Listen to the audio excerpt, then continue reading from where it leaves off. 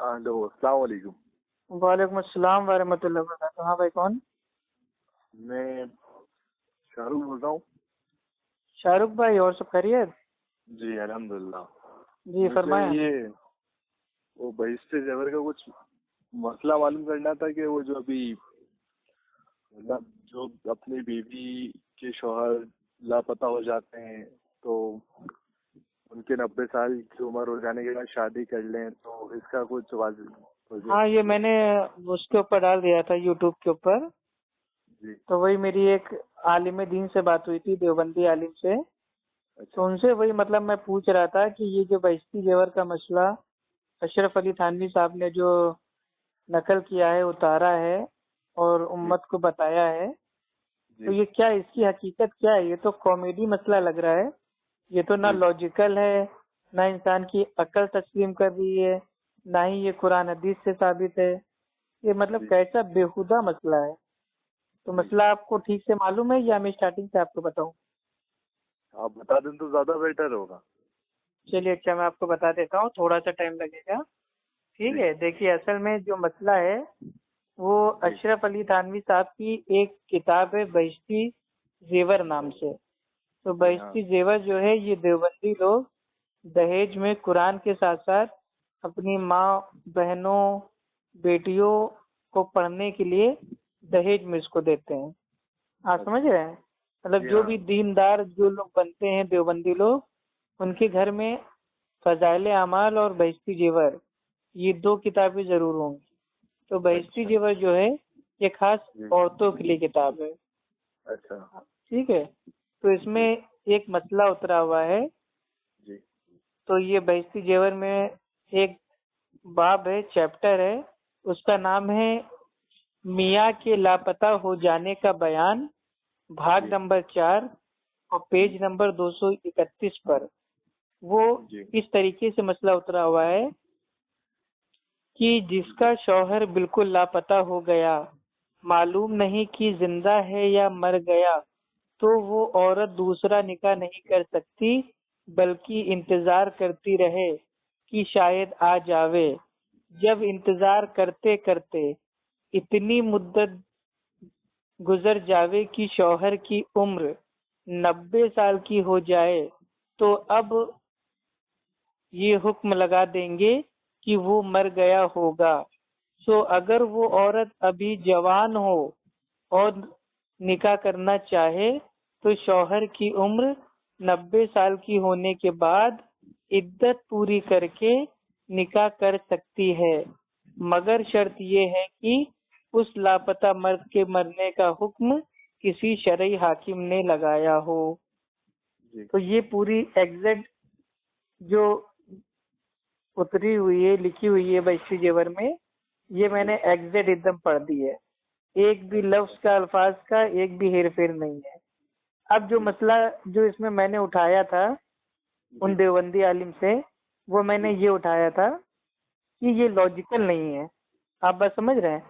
اب مانیے، اب for example کہ میری بیوی کی عمر 25 سال ہے اور میری عمر بھائی 30 سال ہے۔ اب میں 30 سال کی عمر میں بھائی میں کھو جاتا ہوں، یعنی کہ لاپتہ ہو جاتا ہوں۔ اب میری جو بیوی 25 سال کی ہے، وہ میری عمر 90 سال ہونے تک وہ انتظار کرے۔ 90 سال بعد اگر وہ جوان ہو تو دوسرا نکاح، مطلب جب میں بھائی 90 سال کا ہو جاؤں گا تو میری بیوی تو 85 سال کی ہو جائے گی نا۔ جی ہاں، بڈی ہو جائے گی تو وہ جوان کہاں بچے گی؟ اور جب جوان بچے گی نہیں تو وہ عدت پوری کر کے دوسرا نکاح میرے بھائی کیسے کرے گی؟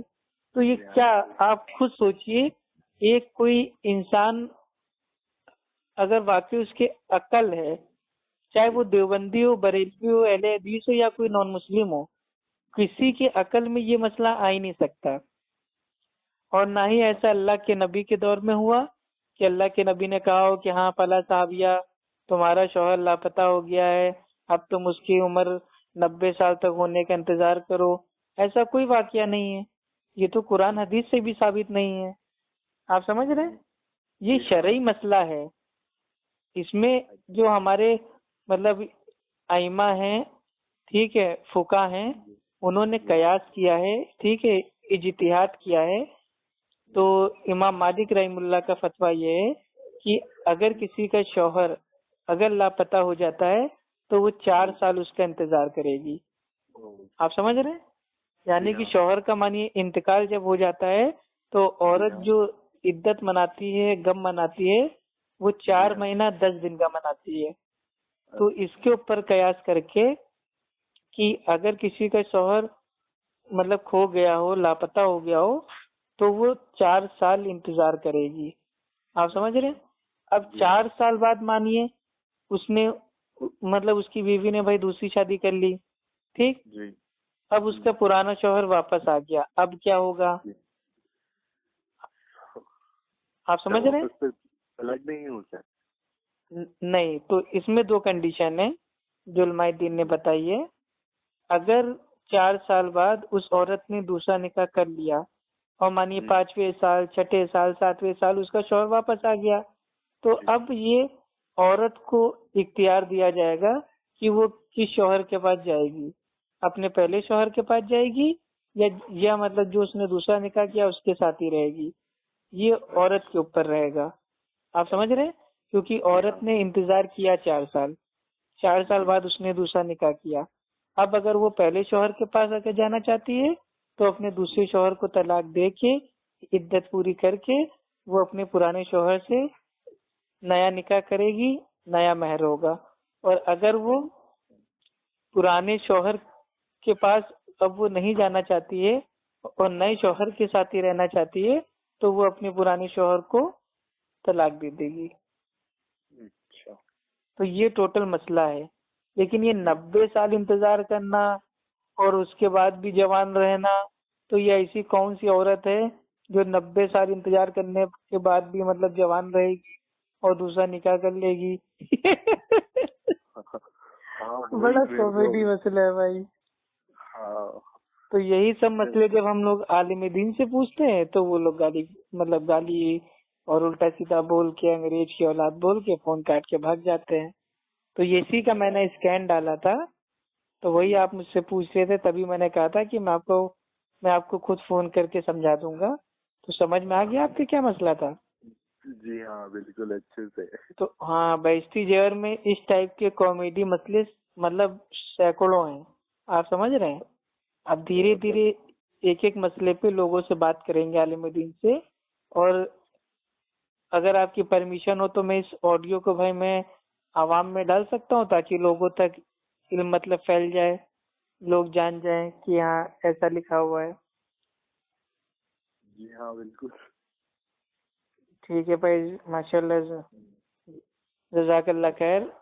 اور کبھی بھی کوئی بھی دقت ہو، کوئی بھی چیز جاننا ہو، فضائل اعمال کے بارے میں، بہشتی زیور کے بارے میں، یا حنفی فقہ کے بارے میں، ہدایات درمختار، فتاوی عالمگیری، یا اعلیٰ حضرت کے بارے میں، اعلیٰ حضرت کے نمونے، دیوبندیت کے جو اکابروں نے جو کالی کرتوتے کر کے چلے گئے ان کے بارے میں آپ کو کبھی بھی کچھ بھی جاننا ہو آپ بنداز مجھے فون کر سکتے ہیں. اوکے میرے بھائی، میں نا آپ سے ایک اور بات پوچھنا چاہ رہا تھا. کیا پوچھوں؟ جی پوچھیے. میں یہ پوچھ رہا تھا کہ مطلب ہندوستان میں خواجہ پیار رحمۃ اللہ علیہ سے پہلے اسلام آ چکا تھا؟ ہاں. تو اس کی شروعات کہاں سے ہوئی تھی یہ مجھے جاننا تھا. جی، اس کے اوپر میرا یوٹیوب پہ ایک پورا الحمدللہ ایک بریلوی سے میری بات ہوئی تھی، وہ بہت بڑا مجاری تھا. ٹھیک ہے، تو وہ اس کے اوپر ٹاپک ہے کہ انڈیا میں سب سے پہلے اسلام کون لایا. ٹھیک ہے، یہ آپ میرے چینل پہ جا کے دیکھ لیجیے گا، افو خان ٹائپ کر دیجیے گا تو آ جائے گا. اس میں باقاعدہ ہم نے مطلب بھائی یہ ثابت کر دیا تھا. ابھی آپ کو شارٹ فارم میں ہم بتا دیتے ہیں. ٹھیک ہے، انڈیا میں جو اسلام آیا تھا یہ اللہ کے نبی کے دور میں ہی آ گیا تھا. یہ لوگوں کو بہت بڑی ایک غلط فہمی ہے کہ مطلب وہ خواجہ معین الدین چشتی رحمۃ اللہ علیہ وہ جب آئے تو اسلام کو لائے، اسلام کو مطلب زندہ کیا اور یہ ہوا وہ ہوا. آپ سمجھ رہے ہیں؟ جی ہاں. ہاں، انہوں نے محنت کی ہوگی، اس چیز سے انکار نہیں ہے، لیکن مطلب ہندوستان میں وہ اسلام لے کے آئے، یہ بات بالکل غلط ہے. انڈیا میں، ہندوستان میں اسلام اللہ کے نبی کے دور میں آ گیا تھا. جی ایک راجا تھا, اس کا نام تھا چیرا من. ٹھیک, جی اپنے ہندوستان کی نا؟ جی, انڈیا میں ایک راجا تھا چیرا من. تو جو یہ بخاری کی حدیث ہے کہ اللہ کے نبی نے چاند کے 2 ٹکڑے کیے تھے اپنی انگلی کے اشارے سے, تو یہ جو چیز تھی یہ سارے عالم نے اس کو دیکھی تھی. تو جب اللہ کے نبی نے جب چاند کے 2 ٹکڑے کیے تو راجا چیرا من نے بھی اس رات کو دیکھا کہ چاند 2 ٹکڑوں میں الگ الگ بٹ گیا. تو جو اس کے جو مطلب وہ دربار کے جو ودوان تھے انہوں نے کہا یہ جو چیز ہوئی ہے یہ ایک عجوبہ ہے, یہ کس نے کیا ہے؟ تو اس نے اپنے ساتھی بھیجے, اس نے اپنی فوج کو بھیجا کہ جاؤ پتہ لگاؤ یہ چاند کے 2 ٹکڑے کس نے کیے. تو جو راجا چیرا من کے جو مطلب وہ آدمی تھے, سپاہی تھے, وہ مطلب الگ الگ جگہ سے مطلب پہنچتے عرب تک پہنچے. عرب میں پہنچنے کے بعد ان کو پتا چلا کہ ہاں چاند کے جو ٹکڑے ہوئے تھے وہ فلاں آدمی نے کیے تھے. پھر وہ ان کے پاس پہنچے تو ان کو پتا چلا کہ یہ نبی ہیں, ایشور کے اوتار ہیں, ان کا نام محمد ہے. تو وہ ان کو دیکھ کے ایمان لے آتے ہیں تو وہ صحابہ ہو جاتے ہیں. آپ سمجھ رہے ہیں؟ تو صحابہ ہو جاتے ہیں, پھر وہ صحابہ واپس آتے ہیں, وہ اپنے راجا کو بتاتے ہیں تو راجا بھی اسلام قبول کر لیتے ہیں. ٹھیک, یہاں تک کہ راجا چیرا من کا جو مطلب وہ جو ایک مسجد بنی ہوئی ہے وہ راجا چیرا من نے یہ کیرلا میں یا کرناٹک میں مطلب یہ بہت مطلب سینکڑوں سال پرانی ایک مسجد ہے. ٹھیک ہے, یوٹیوب پہ آپ اس کو دیکھ سکتے ہیں. تو یہی سب باتیں ہیں.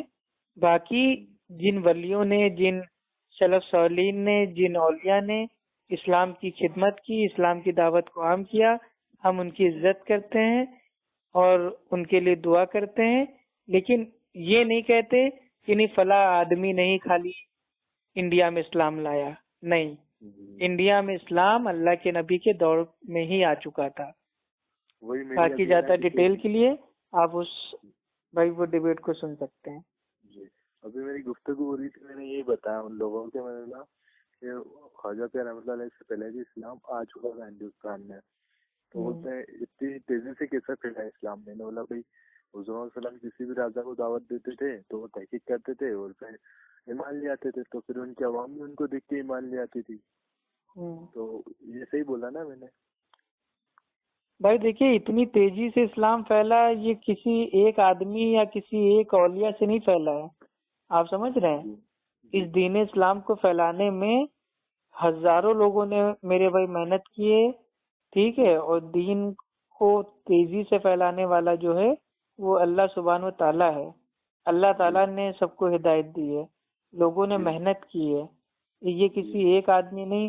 اب بہت سارے لوگ مطلب بھائی وہ مطلب ولی کی شان کی عظمت میں ایسے ڈائلاگ بنا دیتے ہیں کہ وہ ایک طرف سلام پھیرتے تو 9 لاکھ لوگ اسلام قبول کر لیتے, دوسری طرف سلام پھیرتے تو 9 لاکھ لوگ مطلب اسلام قبول کر لیتے.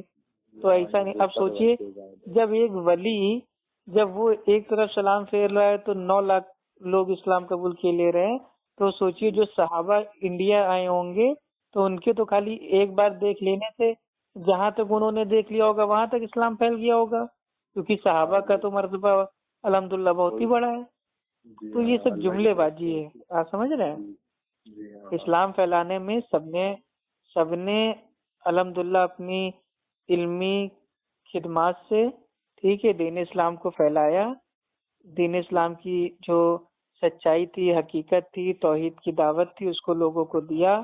لوگوں کی بات سمجھ میں آئی, لوگوں نے بنا بھائی دربار کے زور پہ اپنی اچھا سے الحمدللہ اسلام کو قبول کیا. ٹھیک ہے, اس طریقے سے دھیرے دھیرے انڈیا میں الحمدللہ اسلام تیزی سے پھیلا. جی چلیے, بہت اچھا ہوا, آپ نے مجھے میری باتوں کو واضح کیا. اللہ آپ کو اور دولت سے نوازے. آمین آمین بھائی. ٹھیک ہے, رکھیں.